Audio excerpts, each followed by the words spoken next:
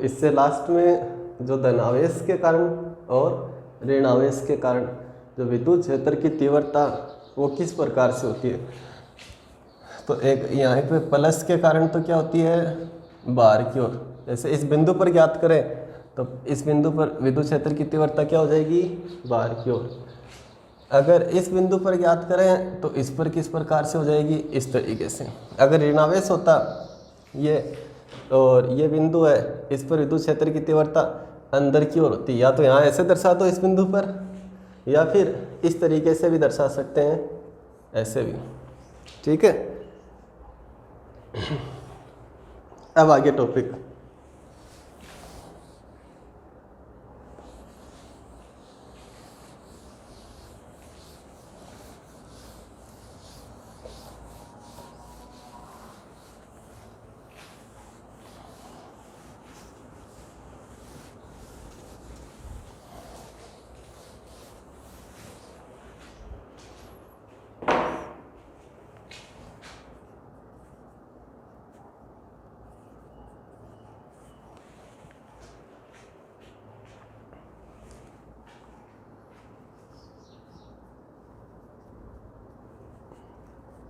बिंदु आवेश के कारण विद्युत क्षेत्र की तीव्रता।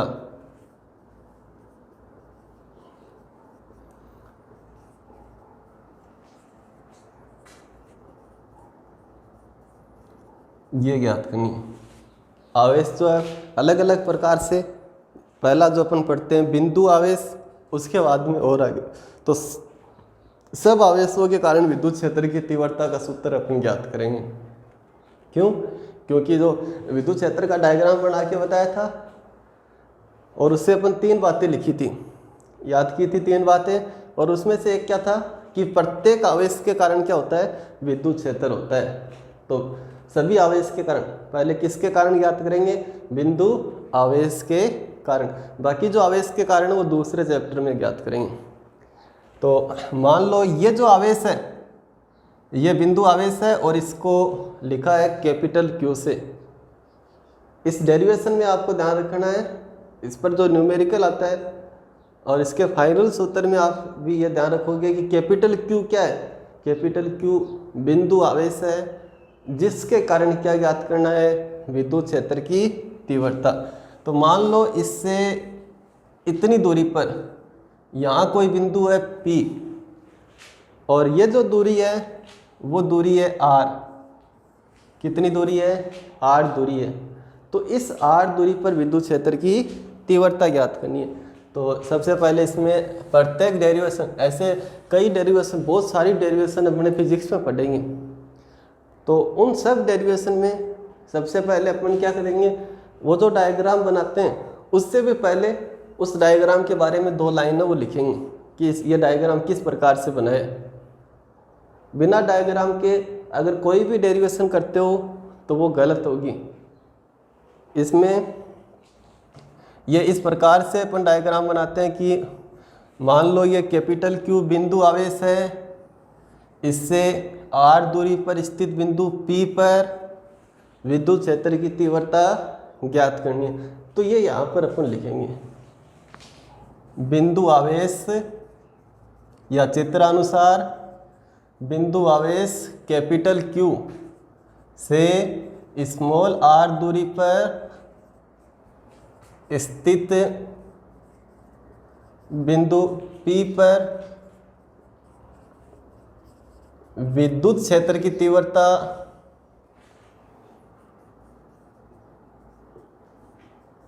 ज्ञात करनी है। ये वाली ऐसी थ्योरी, मतलब आप क्या करना चाह रहे हो वो लिखेंगे पहले, फिर डायग्राम बनाना है। तो यहाँ तक समझ आया। इस बिंदु P पर विद्युत क्षेत्र की तीव्रता ज्ञात करनी है। जो पहले बताया था कि जो विद्युत क्षेत्र है उसकी पहला कथन जो याद किया था, प्रत्येक आवेश के कारण विद्युत क्षेत्र होता है, वो अपन ने काम में ले लिया। अब कितना विद्युत क्षेत्र होता है, कितना विद्युत क्षेत्र होता है, ये ज्ञात करने के लिए उस बिंदु पर क्या रखते हैं, परीक्षण धनावेश। तो यहाँ एक परीक्षण धनावेश रखा Q0। अब ये परीक्षण धनावेश, इस पर कितना बल लगता है इस पर कितना बल लगता है, वो बल बटे परीक्षण धनावेश या रखे गए आवेश का मान। तो क्या आ जाएगी इस बिंदु पर विद्युत क्षेत्र की तीव्रता। तो यहाँ लिखेंगे विद्युत क्षेत्र की या विद्युत क्षेत्र की तीव्रता, विद्युत क्षेत्र की तीव्रता की परिभाषा के अनुसार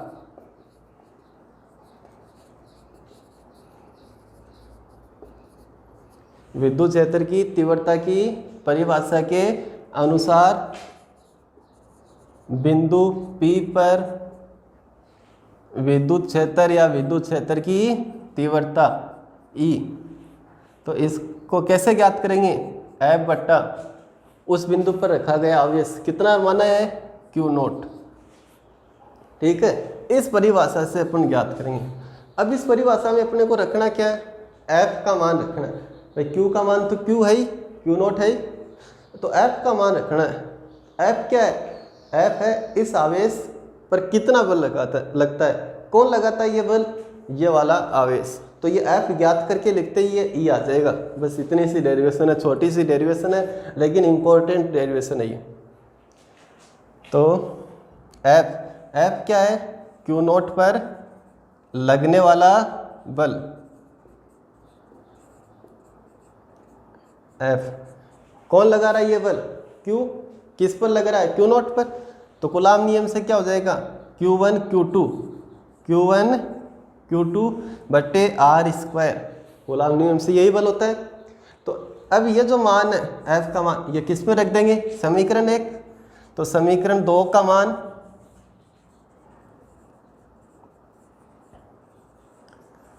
समीकरण 1 में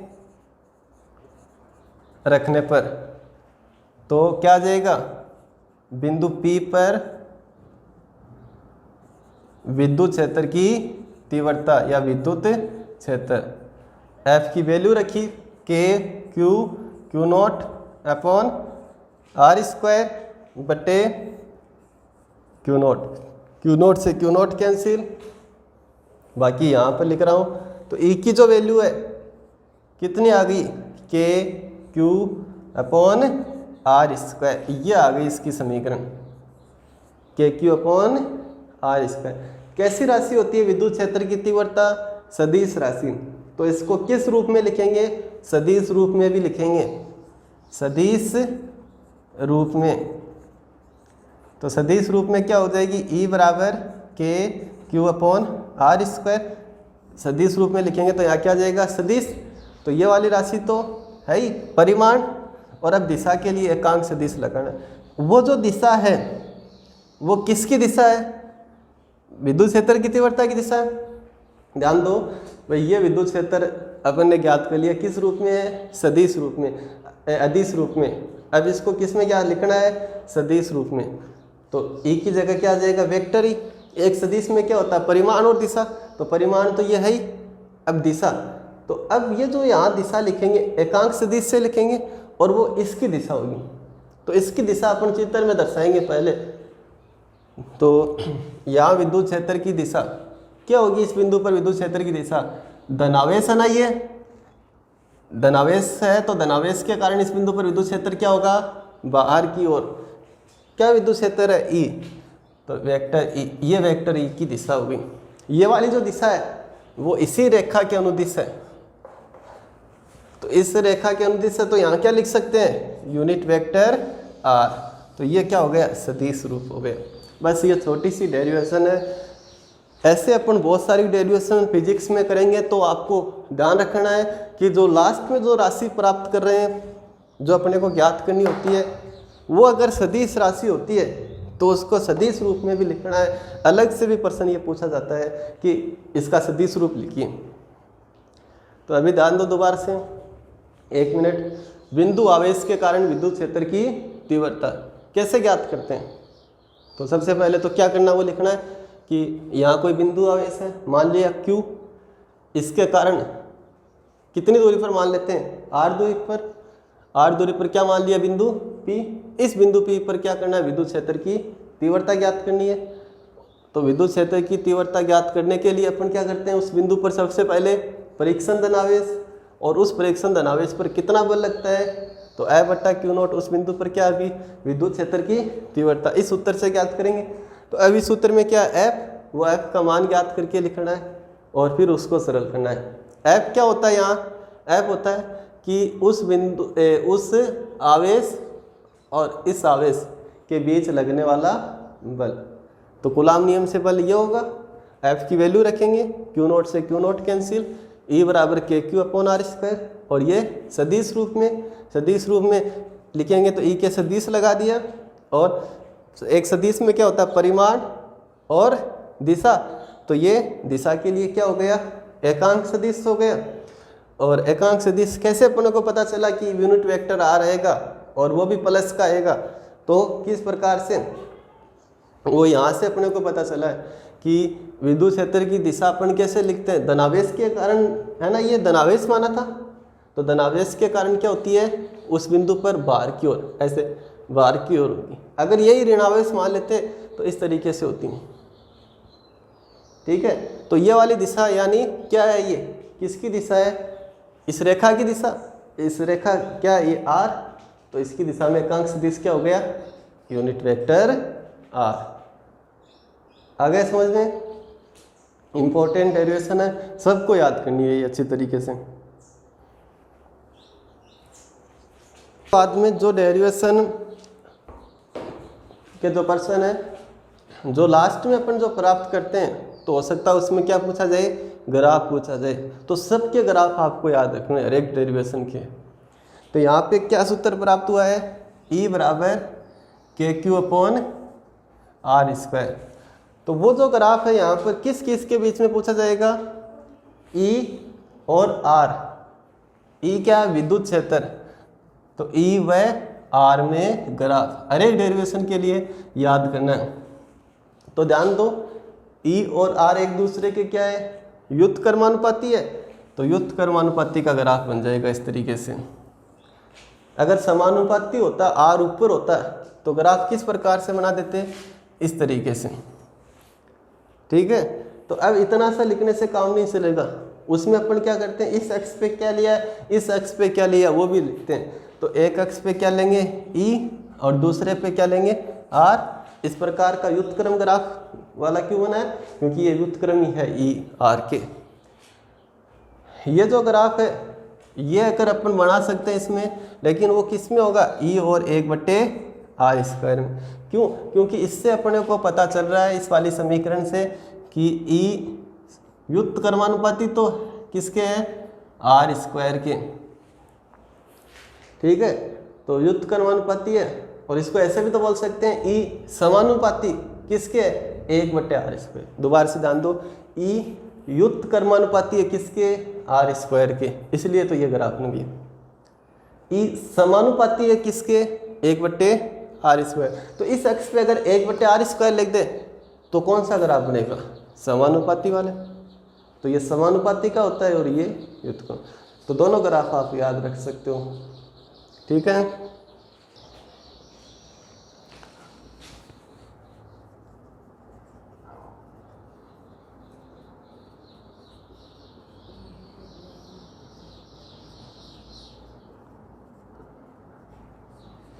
एक होता है अध्यारोपण का सिद्धांत। तो यहाँ भी अपन अध्यारोपण का सिद्धांत इस लेसन में भी दो जगह काम में ले सकते हैं, और वो किस प्रकार से कहाँ कहाँ काम में ले सकते हैं, तो ध्यान दो, एक तो बल के लिए और एक विद्युत क्षेत्र की तीव्रता के लिए। तो सबसे पहले अपन बल के लिए पढ़ रहे हैं।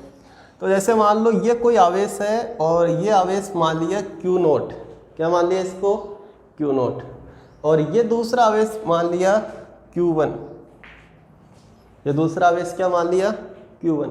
तो इनके बीच में क्या लगेगा, बल लगेगा।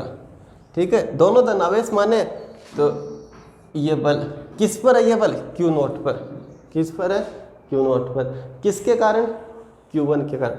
ऐसे मान लो एक और आवेश है यहाँ पर Q2, तो Q2 के कारण भी क्या लगेगा, Q नोट पर बल लगेगा, और वो भी इसको क्या करेगा, प्रतिकर्षित करेगा। ऐसे मान लो एक और आवेश है Q3, तो Q3 भी किस पर बल लगाएगा, Q नोट पर, तो ये भी इसको क्या करेगा, प्रतिकर्षित, क्योंकि ये भी क्या माना है, धनावेश माना। तो इस तरीके से अपन ये पढ़ रहे हैं कि पहले अभी तक तो इतना पढ़ा था कि एक कोई आवेश है और एक दूसरा आवेश। अभी क्या कर रहे हैं, किसी एक आवेश पर बहुत सारे आवेशों के कारण बल, तो वो कैसे ज्ञात करेंगे। तो दोबारा से एक बार ध्यान दो, मान लो पहला आवेश, इस आवेश पर 2 बल लगाता है, कितना न्यूटन बल लगाता है, 2। ये वाला आवेश इस पर कितना बल लगाता है, 3 न्यूटन, और ये वाला आवेश इस पर 5 न्यूटन बल लगाता है। तो इस पर कुल बल कितना हो गया, कुल बल हो गया, सबको जोड़ेंगे 2, 3 और 5, 10 न्यूटन। बस ये अध्यारोपण का सिद्धांत किसके लिए, बल के लिए। यानी बहुत सारे आवेशों के कारण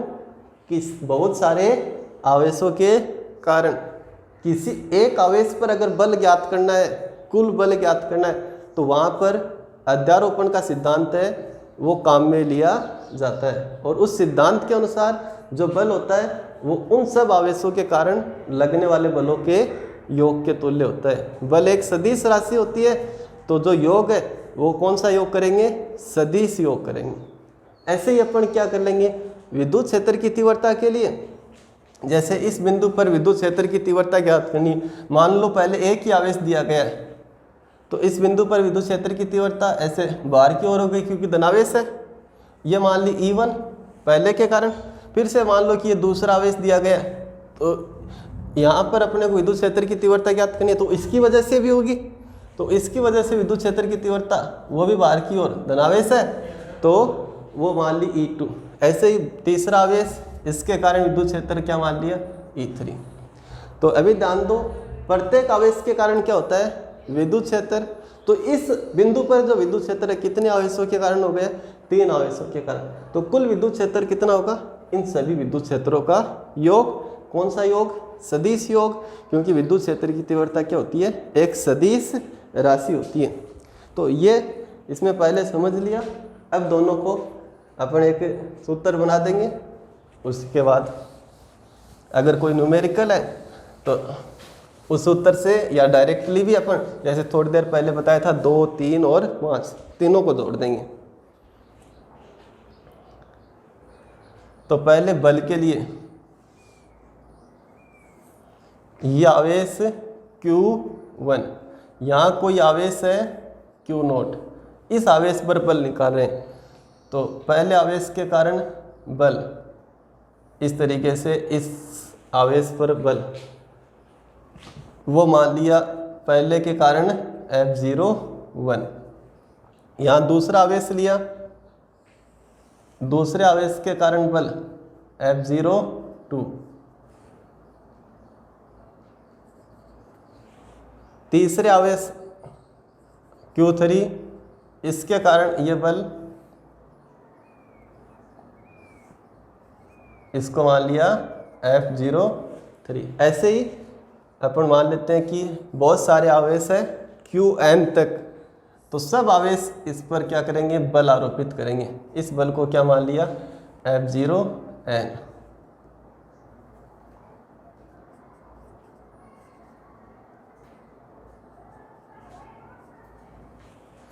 ठीक है।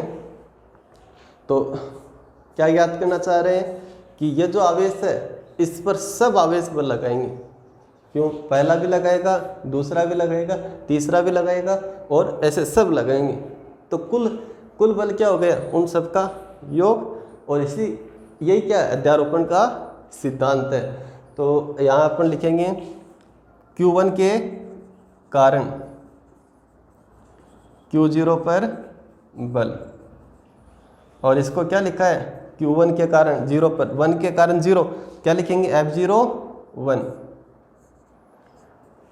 तो क्या फॉर्मूला होता है, Q1 Q2, तो Q2 की वैल्यू कितनी है, Q0 अपॉन ये जो दूरी है ये मान लो R01, ये R02, इन आवेशों के बीच की दूरी क्या मान ली, R03, और इन दो आवेशों के बीच की दूरी क्या मान ली, R0n।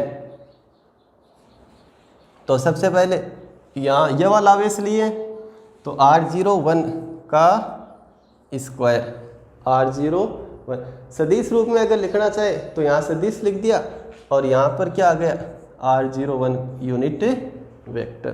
ऐसे ही Q2 के कारण Q0 पर बल किससे दर्शाएंगे F0 2 से। वही सूत्र Q1 Q2 Q2 R square. तो अब Q R दूरी क्या हो जाएगी R0 2 और ये दिशा के लिए कौन सा एकांक सदिश, ये वाला एकांक सदिश। इसी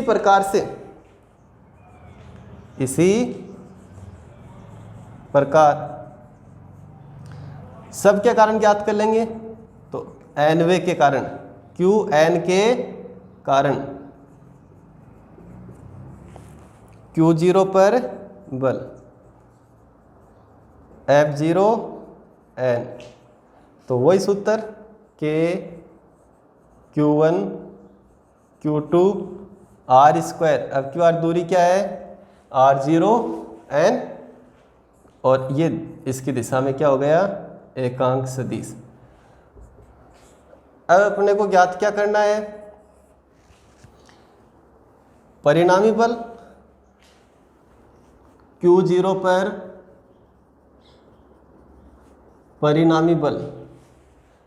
तो Q0 पर जो परिणामी बल होगा वो क्या होगा, वो अध्यारोपण के सिद्धांत। वही अध्यारोपण का सिद्धांत यही तो है कि सबको क्या कर दो जोड़ दो, पहले के कारण उस दूसरे के कारण तीसरे के कारण ऐसे सब के कारण जो है उन सबको क्या कर दो जोड़ दो। तो यही सिद्धांत क्या कहलाता है अध्यारोपण का सिद्धांत। तो यहाँ लिख सकते हैं अपन अध्यारोपण के सिद्धांत से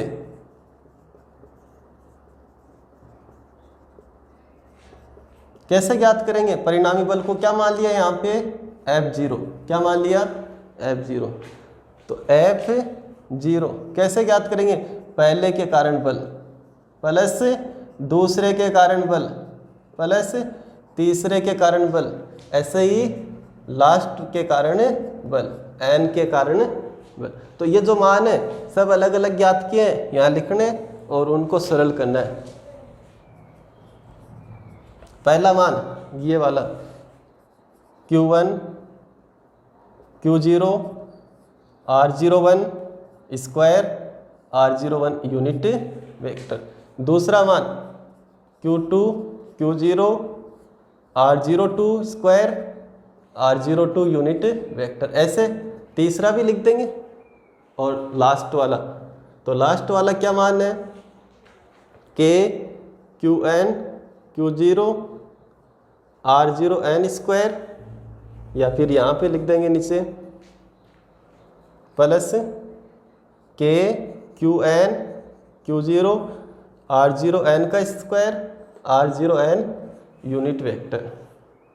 अब इन सबको जोड़ना है तो इसको अपन एक समाकलित तरीके से लिख सकते हैं। भाई जोड़ का मतलब होता है समाकलन, तो इस तरीके से ये निशान है ये भी जोड़ का है समाकलन का है। तो अब इसको किस प्रकार से लिख रहे हैं, देखो K सब में आ रहा है तो K तो लिख दिया बाहर, K क्या आ गया बाहर आ गया। Q0 भी क्या है सब में, तो K Q0 सब में है ना K Q0। तो उसके बाद में समाकलन, इसमें क्या है 1 2 आगे 3 आगे वाले में 4 उससे आगे वाले में 5 और सब लास्ट में n। तो यहाँ इसकी जगह लिख दिया QI, इसकी जगह क्या लिख दिया QI। और उस I का मान कहाँ से कहाँ तक है 1 से n तक, I का मान है 1 से n तक। मतलब सबसे पहले अपन I बराबर 1 लिखेंगे तो यह आ जाएगा, I बराबर 2 लिखेंगे, I बराबर 3, और इस 3 का मतलब होता है जोड़ना। तो जैसे I बराबर 1 लिखेंगे फिर आगे वाला पद आएगा, उससे पहले ये क्या बताता है जोड़ का। और बट्टे में R01 है, R02 है, R03 फिर R04 ऐसे ही R0n। तो R0 और यहाँ लिख दिया I, फिर से I की वैल्यू कहाँ से कहाँ तक है, I की वैल्यू है 1 से n तक, i की वैल्यू 1 से n तक है, तो वही सेम जब अपन सबसे पहले लिखेंगे 1 तो ये वाला पद आ जाएगा, फिर 2 और यहाँ पर स्क्वायर और यूनिट वेक्टर r सेम उसी प्रकार से 0 1 0 2 तो 0 i, ये वाला फॉर्मूला। तो अब ये जो है समाकलित रूप में, ये विस्तारित रूप में, इससे अपन ये वाला फॉर्मूला है वो विस्तारित कर सकते हैं। किस प्रकार से, k q0 तो समाकलन से बाहर है, यानी ये सब पद में आएगा, हर एक पद में आएगा।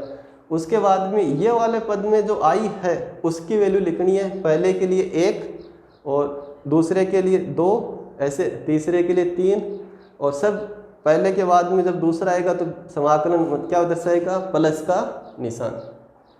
तो ऐसे ये सारी वैल्यू इससे विस्तारित होकर आएंगी। तो ये है अध्यारोपण के सिद्धांत से परिणामी बल। इस टॉपिक का नाम क्या था, अध्यारोपण के सिद्धांत से परिणामी बल। ठीक है, तो ये जो सूत्र है ये याद रखने की कोई ज़रूरत नहीं है, कोई न्यूमेरिकल इस पर नहीं आता क्योंकि सरल है ये, और डायरेक्टली अपन ऐसे ही कर सकते हैं बिना किसी सूत्र से। किस प्रकार से, जो पहले बताया था कि टॉपिक के अनुसार क्या है, परिणामी बल ज्ञात करना है। किसी आवेश पर क्या करना है, परिणामी बल। जैसे यहाँ कोई आवेश है Q0 और इस पर परिणामी बल करना है ज्ञात, इस Q0 आवेश पर, इस Q0 आवेश पर परिणामी क्यों करेंगे, क्योंकि बहुत सारे आवेश है, 1 2 3 ऐसे n तक है, और ये सारे आवेश इस पर बल लगाएंगे। 1 भी इस पर बल लगाएगा, 2 भी इस पर बल लगाएगा, 3 भी इस पर बल लगाएगा। तो परिणामी बल कैसे ज्ञात करेंगे, उन सब बलों को जोड़ देंगे, इसके कारण कितना बल है, इसके कारण कितना है, इसके कारण, ऐसे जितने भी आवेश हैं उन सब के कारण इस पर लगने वाले बल को जोड़ देते हैं। ठीक है, और इसीलिए इसको अपन क्या कहते हैं, अध्यारोपण का सिद्धांत कहते हैं। ये सिद्धांत ही क्या कहलाता है, अध्यारोपण। तो अगर न्यूमेरिकल आता है तो ये डायरेक्टली अपने को याद रखने की जरूरत नहीं है कि ये सूत्र याद होगा तो ही करना है।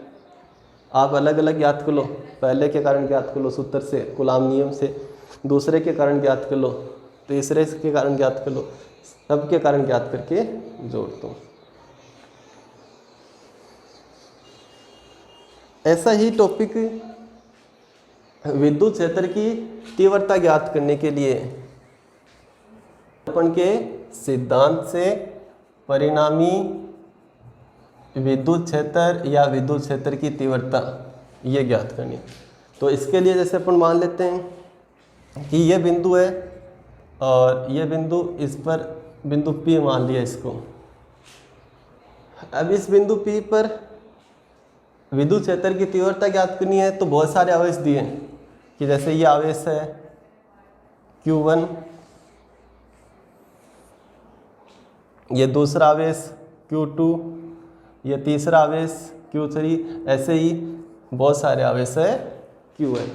इन सब आवेश के कारण विद्युत क्षेत्र की तीव्रता, तो विद्युत क्षेत्र की तीव्रता में अपन ने पढ़ा था कि प्रत्येक आवेश का क्या होता है, विद्युत क्षेत्र होता है, तो इसका भी विद्युत क्षेत्र होगा, यानी यहाँ कितना विद्युत क्षेत्र या विद्युत क्षेत्र की तीव्रता वो ज्ञात कर लेंगे। इसके कारण इस पर कितना विद्युत क्षेत्र होगा वो ज्ञात कर लेंगे, इसके कारण कितना विद्युत क्षेत्र होगा वो ज्ञात कर लेंगे। ऐसे जितने भी दिए हुए हैं सबके कारण ज्ञात करके क्या कर दो, जोड़ दो। तो यही क्या है, अध्यारोपण का सिद्धांत। ये तो सिंपल, अपन कोई न्यूमेरिकल आता है तो उसमें करते हैं, यहाँ डेरिवेशन के रूप में लिख देंगे। तो वो डेरिवेशन किस प्रकार से, तो पहले Q1 के कारण बिंदु P पर परिणामी बिंदु P पर विद्युत क्षेत्र, इसको मान लिया E1। ठीक है, तो E1 बराबर, सूत्र क्या होता है, बिंदु आवेश है ये, इसके कारण ये जो दूरी है इस दूरी को मान लिया कितना, R1, इस दूरी को मान लिया R1। तो बिंदु आवेश के कारण R दूरी पर r दूरी पर विद्युत क्षेत्र की तीव्रता का सूत्र होता है k q upon r square upon r square. तो q की जगह यहाँ क्या है q1, तो k q1 और r की जगह क्या है r1, तो r1 स्क्वायर। अगर सदिश रूप में लिखना चाहिए, ये तो अदिश रूप में है, तो सदिश रूप में लिखते हैं तो यहाँ क्या जाएगा सदिश। सदिश में क्या होता है परिमाण और दिशा, तो ये तो हो गया इसका परिमाण और अब इसकी दिशा बतानी है। तो अब देखो ये धनावेश लिया, धनावेश के कारण इस बिंदु पर विद्युत क्षेत्र क्या होगा ऐसे बाहर की ओर होगा, धनावेश के कारण विद्युत क्षेत्र बाहर की ओर। क्या मानना है E1, तो E1 ये जो विद्युत क्षेत्र है इसी रेखा के अनुदिश है, तो इस रेखा के अनुदिश है तो अपन इसका एकांक सदिश क्या लिख देंगे R1। तो ये क्या हो गया सदिश रूप हो गया। कौन सा रूप हो गया इसका सदिश रूप। ऐसे ही Q2 के कारण कौन सा बिंदु है बिंदु P पर विद्युत क्षेत्र, इसको क्या मान लिया E2। तो ये E2 ज्ञात करना है, क्या ज्ञात करना है E2। तो वही सूत्र भाई इस आवेश के कारण ज्ञात करें, ये भी क्या है बिंदु आवेश, तो सेम सूत्र K Q upon R square. अब क्यू आर Q की जगह क्या है Q2, तो Q2 और R की जगह क्या ये दूरी, ये वाली दूरी होगी और इस दूरी को क्या मान लिया R2, तो इस दूरी को R2 मान लिया तो R2 स्क्वायर। सदिश रूप में लिखना चाहें तो ये सदिश में परिमाण, तो ये तो परिमाण और दिशा के लिए ये एकांक सदिश। अब ये एकांक सदिश दोबारा से E2 की दिशा क्या होगी इस तरीके से धनावेश से बाहर की ओर, धनावेश से बाहर, और वो इस रेखा के अनुदिश है तो ये रेखा के लिए R2 वेक्टर यूनिट वेक्टर या एकांक सदिश जिसको अपन बोलते हैं।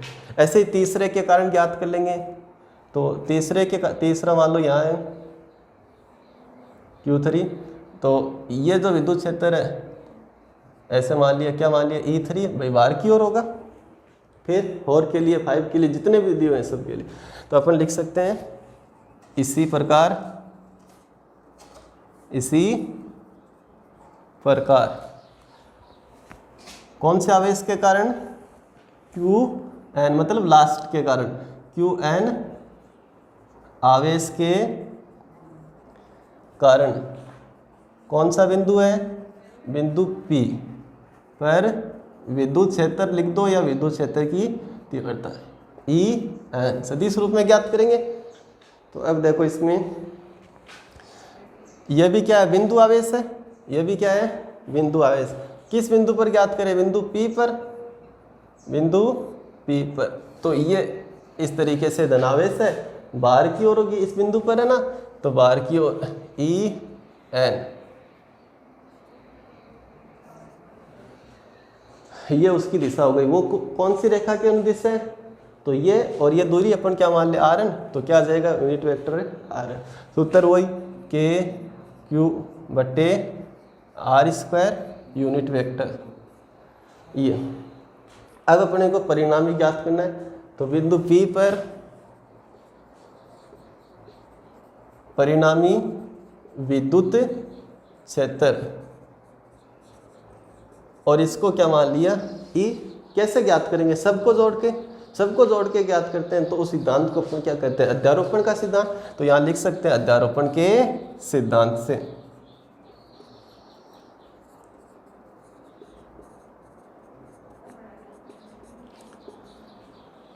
तो E बराबर क्या होगा E1 प्लस E2, ऐसे सबको जोड़ना है En सदिश रूप में ले रहे हैं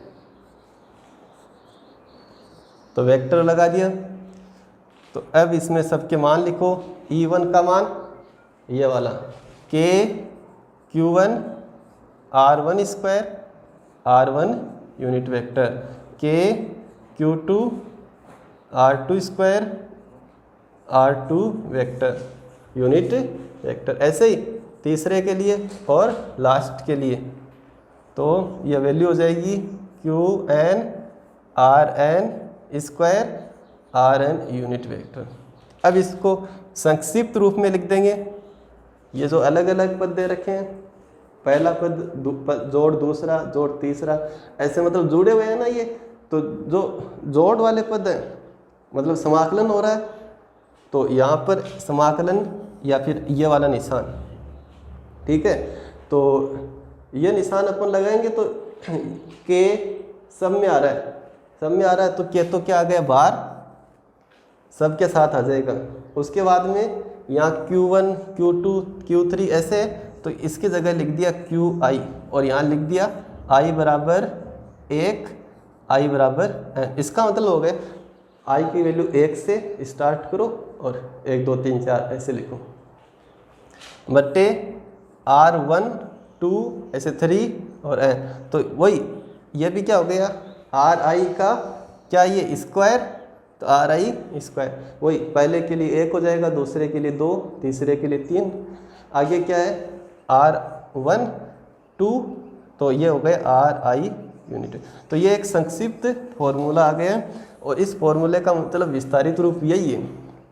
तो एक बार दोबारा से कि भाई इससे वापस ये प्राप्त करना हो तो कैसे प्राप्त करेंगे, तो ये जो सिग्मा का निशान है, जोड़ का जो निशान है, इसका मतलब आप वैल्यू ये वाली वैल्यू रखते जाओ क्रम से और प्लस लगाते जाओ, और ये जो बार वैल्यू है वो सब में आएगी। तो पहले के लिए के भी आएगा, तो ये आ गया के, उसके बाद में QI, तो I की वैल्यू पहले क्या आएगी 1 R1 और R1, ठीक है, 1 पहली हो गई, आगे वाला पद आएगा तो क्या आएगा सिग्मा का मतलब प्लस, तो प्लस के सब में है, फिर I की वैल्यू 1 के बाद में क्या लेनी है 2, तो Q2 और यहाँ क्या है RI, तो R2 का स्क्वायर और यहाँ I की वैल्यू 2, इस तरीके से ये वापस ये पद आ जाएंगे संक्षिप्त से ये विस्तारित रूप। तो दोबारा से ये ध्यान रखना है कि ये वाले जो सूत्र है ये डायरेक्टली याद नहीं रखना, इसमें अध्यारोपण के सिद्धांत में ये याद नहीं रखा जाएगा, ठीक है, और इसका कोई मतलब नहीं है। अगर न्यूमेरिकल आता है तो अपन सीधा सीधा क्या करते हैं, सब के कारण ज्ञात कर लेते हैं, पहले के कारण, दूसरे के कारण, तीसरे के कारण, ऐसे सब के कारण ज्ञात करके जोड़ देंगे, चाहे आपको विद्युत क्षेत्र पूछा हो चाहे विद्युत बल पूछा हो। जैसे इसमें पूछ लिया कि इस बिंदु पर परिणामी विद्युत क्षेत्र कितना होगा, तो जितने भी आवेश दिए गए उन सब के कारण क्या ज्ञात कर लो, उस बिंदु पर विद्युत क्षेत्र, ठीक है।